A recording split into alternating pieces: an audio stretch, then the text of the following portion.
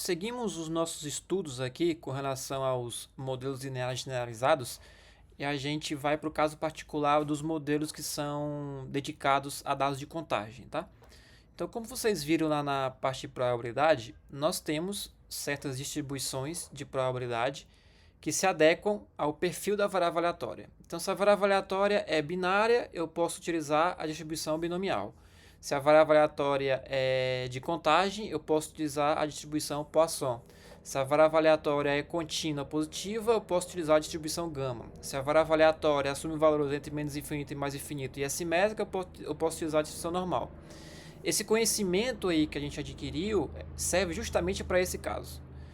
No caso de modelos para dados de contagem, como vocês já viram, o modelo linear generalizado, ele engloba a família exponencial, então as distribuições que eu vou utilizar para modelagem, para conseguir modelar, para conseguir construir meu modelo, tem que pertencer a essa família. E no caso de dados de contagem, a gente tem aí duas opções, a Poisson e a binomial negativa. O que a gente vai ver nessa aula agora vai ser a Poisson e futuramente passamos para a binomial negativa, tá? Dentro dessa ideia de trabalhar com dados de contagem, a gente pode trazer aqui alguns exemplos para vocês entenderem mais ou menos como é que funciona. A gente pode ter aí número de acidentes de trânsito, chamadas em call center, número de filhos por família, falha em máquinas industriais.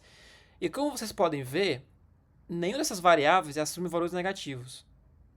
Então, não é interessante nem indicado que o seu primeiro modelo a ser ajustado seja um modelo de regressão linear, cuja suposição vem de normalidade, tá? A partir desse momento que a sua visão sobre modelagem começa a mudar um pouquinho. Ok, ela já mudou lá no modelo linear multivariado, quando você trabalha com mais de um modelo de regressão linear múltipla. Aí você já saiu um pouco do básico.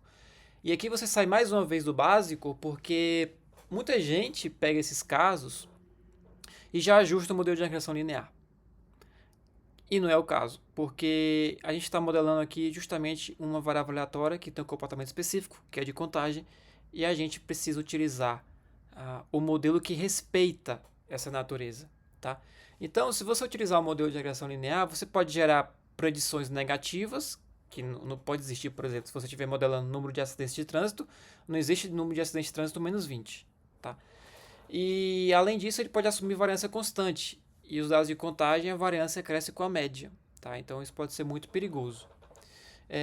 Dentro da estrutura do modelo linear generalizado, que a gente já viu, que é formado pelo componente aleatório, pelo componente sistemático e pela função de ligação, quando a gente vai para a distribuição Poisson, esse componente aleatório, esse yi, que tem que pertencer à família exponencial, nesse caso vai pertencer à distribuição Poisson, que pertence à família exponencial.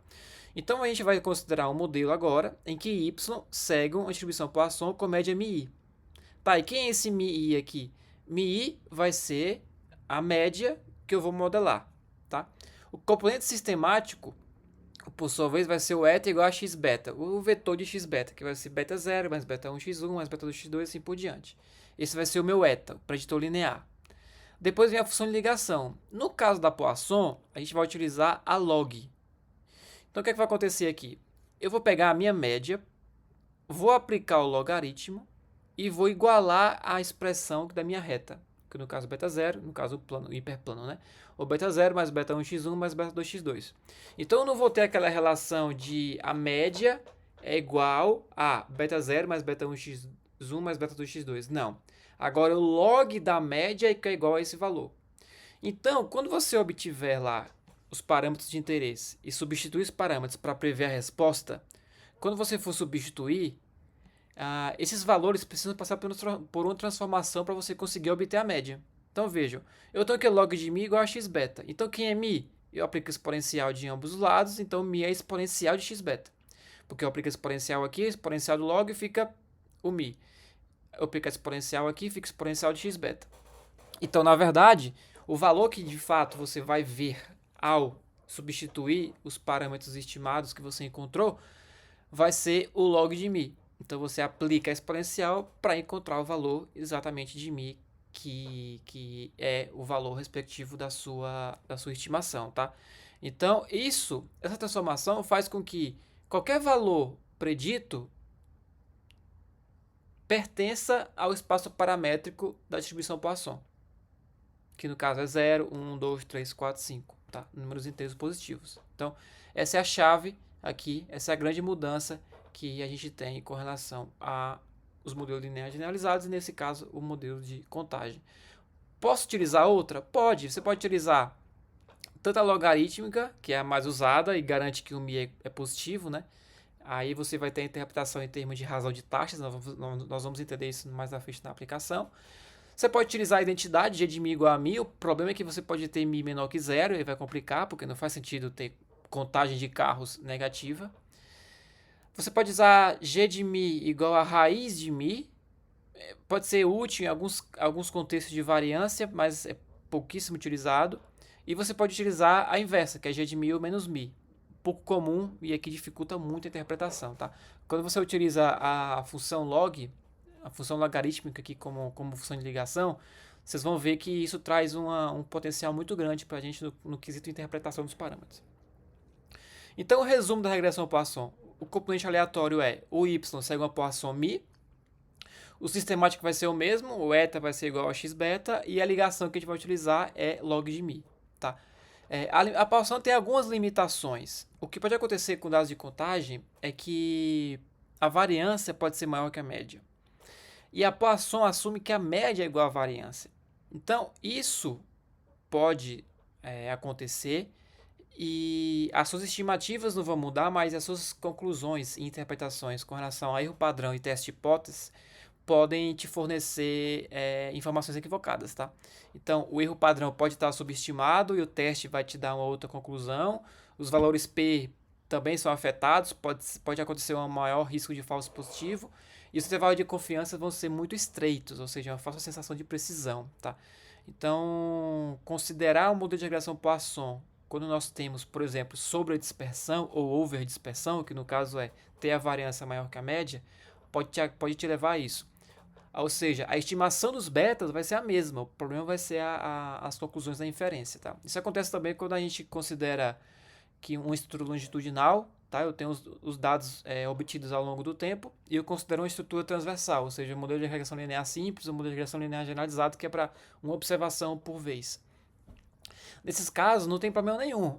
A estimativa vai ser a mesma, mas os erros padrão vão ser diferentes, vão ser subestimados, e você vai ter aí, você vai fazer inferências equivocadas, tá? Então pode ser que você trabalhe, por exemplo, com internações hospitalares e pode acontecer muitos zeros, ou seja, poucos com várias internações. Pode acontecer frequentemente. Quando você tem muitos zeros, isso vai te levar a uma sobredispersão. Acidente de trânsito em regiões diferentes, ou seja, fatores não observados, nesse caso. Defeitos em produtos, ou seja, diferença entre lotes e máquinas. Então, são contextos que te levam já conhecidos, né, que te levam a ter uma sobredispersão nos seus dados. Tá? Qual é a alternativa, então? A gente pode utilizar a regressão binomial negativa, porque ela inclui um parâmetro de dispersão e controla essa sobredispersão. Você pode utilizar um modelo de regressão quase Poisson, a gente vai ver mais na frente a ideia de quase verossimilhança, tá? Que ele ajusta a variância e mantém a média. E você pode utilizar também os modelos inflacionados em zero, ou seja, se você tem muitos zeros na sua base de dados, você pode optar por escolher os modelos inflacionados em zero, tá?